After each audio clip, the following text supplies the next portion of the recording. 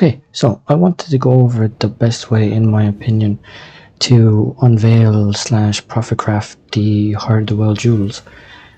They can be very easy to make, and they can be worth a lot of money depending on the rolls that you can get. In my opinion, the best way to roll them is you want to look for damage as extra on the first mod.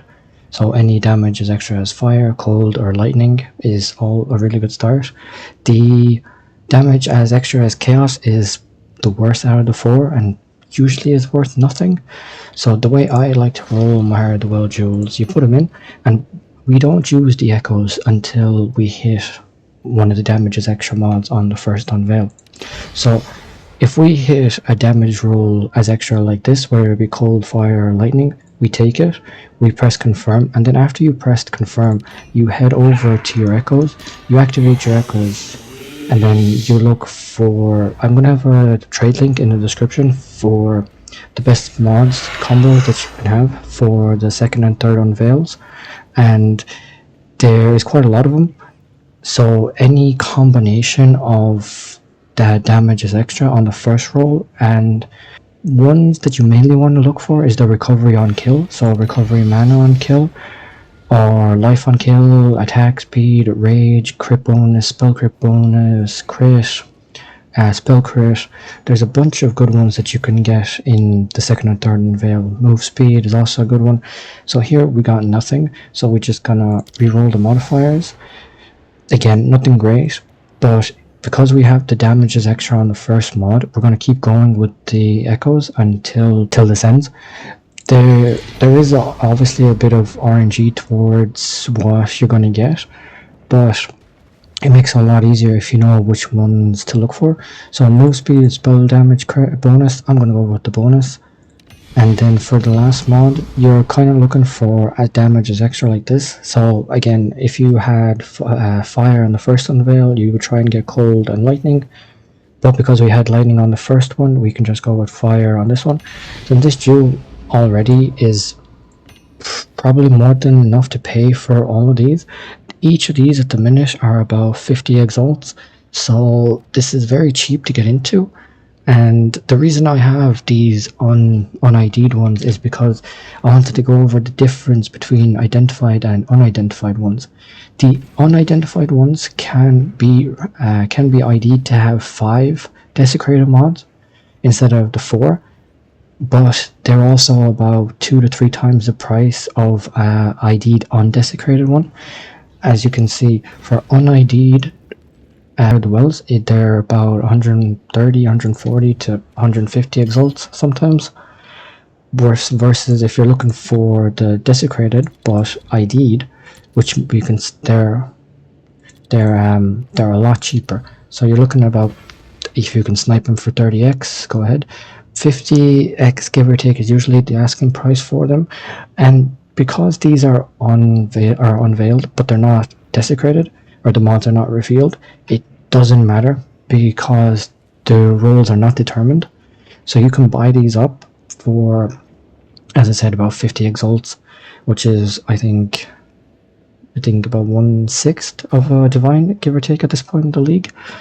And then if you're able to ID one of the 5 mod Heart of the Wells from the unID'd ones, those sell at the minute for about 5 or 6 divines.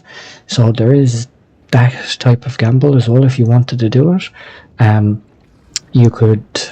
It might not be worth it because those are actually quite rare to get the 5 mods, and I wouldn't really unveil the 5 mods anyway. I would kind of just sell them on because the RNG chance of getting bad mods are quite high. So I wouldn't do that.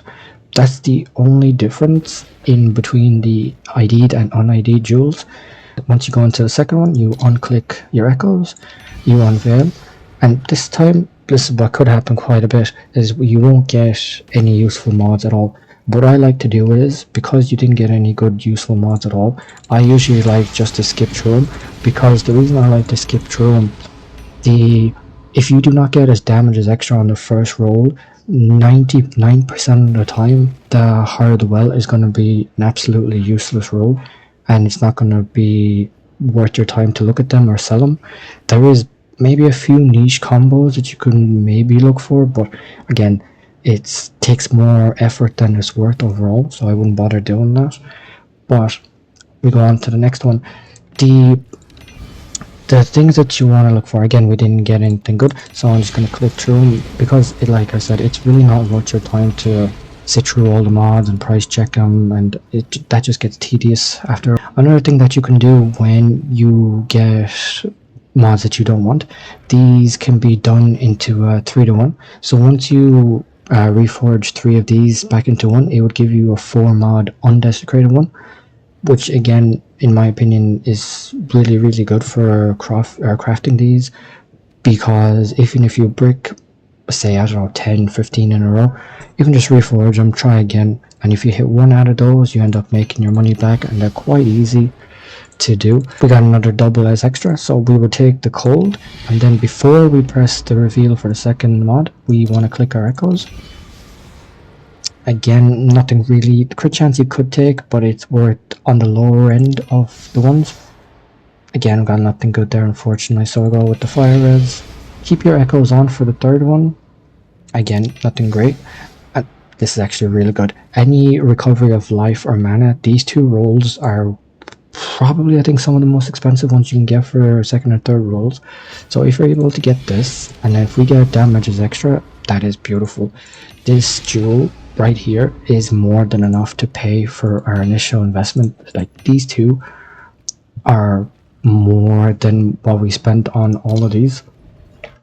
These 2 jewels that we made already, just from the first, what's that, 6 or first 10, give or take, or no, first 6, yeah. These jewels are already paid for our investment. These mod combos alone, as you can see, are worth 20, 25, 30 divines. For how little effort we put into this, it's extremely easy to make our money back. Now this one's going to be worth a bit less because we don't have the mana on kill, but even this will end up selling for a couple of divs. So as I was saying before, you can end up 3-to-1ing these if they're not worth anything, and I'm not going to price check these because I know they're not worth anything because they don't have the damage extra at all on the first roll. Just reforge it 3-to-1 and you get another go. And you could do this for as many times as you like, because the chances of getting a good one are quite high. But you could also end up going on a bad streak, and it kind of doesn't feel great when you go on a bad streak.